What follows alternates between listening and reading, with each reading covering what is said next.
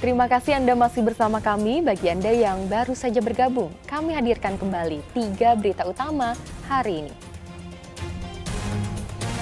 Motor ojol diambil paksa, pengemudi ojek daring bentrok dengan penagih utang atau debt collector di Kota Bandung.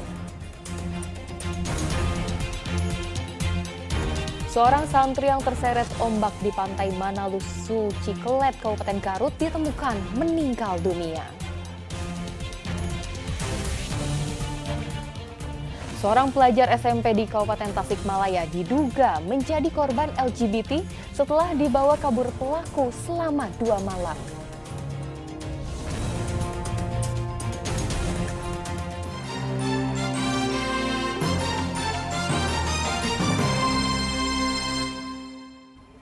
Kita ke informasi selanjutnya. Seorang santri yang terseret ombak di pantai Manalusu, Cikelet, Kabupaten Garut, akhirnya ditemukan Senin malam tidak jauh dari lokasi korban tenggelam. Jasad korban langsung dimakamkan pihak keluarga.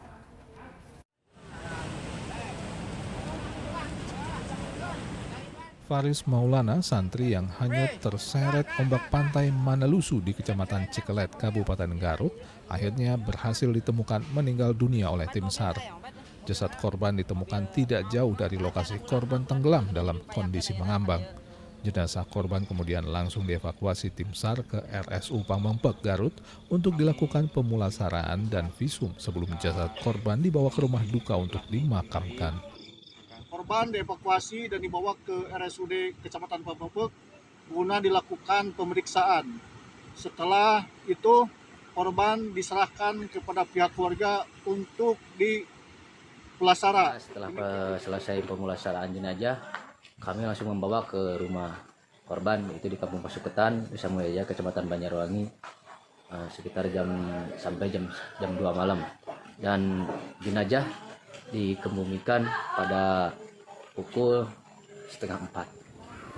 Seperti diberitakan sebelumnya, korban terseret ombak saat bermain bersama 4 orang temannya di tepi pantai Manalusu, Cikelet.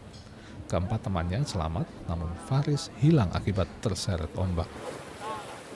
Eko Setiabudi melaporkan dari Kabupaten Garut. Polisi menangkap pedagang beras di Pantura Subang karena diduga melakukan aksi curang, yaitu mengoplos beras Bulog dengan beras lain untuk dijual kembali sebagai beras premium. Pelaku tergiur meraup keuntungan lebih karena melihat harga beras di pasaran yang masih tinggi. Penggerebekan praktik kecurangan pengoplosan beras Bulog dilakukan aparat unit Tipiter Satuan Reserse Kriminal Polres Subang.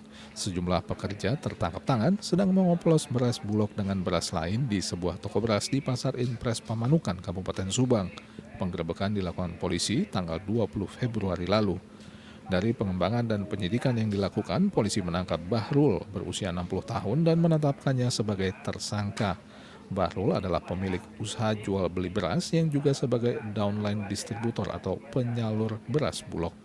Terungkapnya praktik curang ini berawal dari laporan warga yang mengetahui ulah curang pelaku di tengah masih tingginya harga beras. Selama 2 bulan menjalankan praktik kecurangannya, pelaku meraup keuntungan hingga 23 juta rupiah.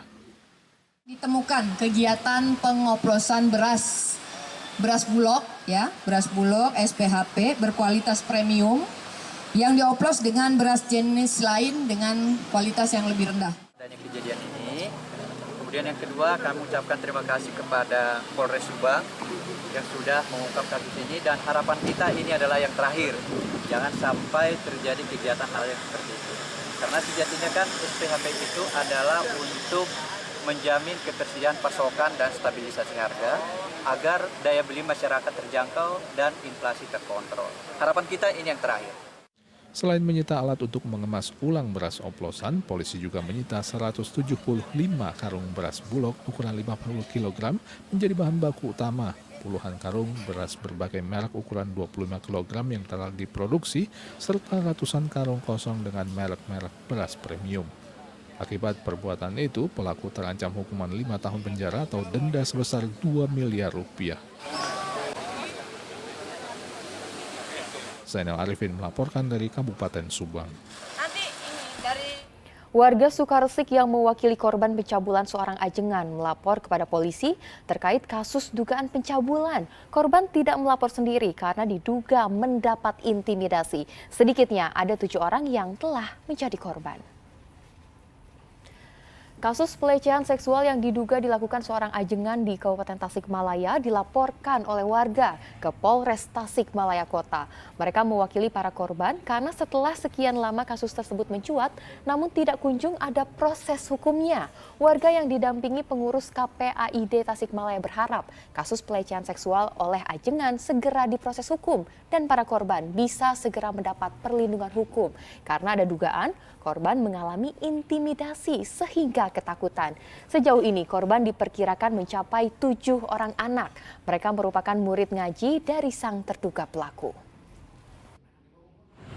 Dari pendalaman yang kami lakukan bahwa kalau laporan ke KPAI itu masuk ada 7, tetapi pengakuan terduga pelaku pada saat melakukan pertemuan ada 10. Ya kita masih mencoba mendalami apakah kurang dari itu atau lebih dari itu. Itu dilakukan selama berapa lama, Pak? Masih dalam pendalaman. Kang, kenapa yang melapor LPM bukan korban sendiri, Kang? Nah, ini yang menjadi persoalan gitu kan. Waktu itu ibu-ibu korban sudah siap melapor, tapi katanya ada tekanan intimidasi. Padahal mereka siap memberikan keterangan, sehingga kami dari lembaga ada keterpanggilan. Karena kami masih menggunakan akal sehat, sehingga ini harus dibela tentang keselamatan anak. Seorang pelajar SMP di Kabupaten Tasikmalaya diduga menjadi korban LGBT. Korban dibawa kabur pelaku selama 2 malam.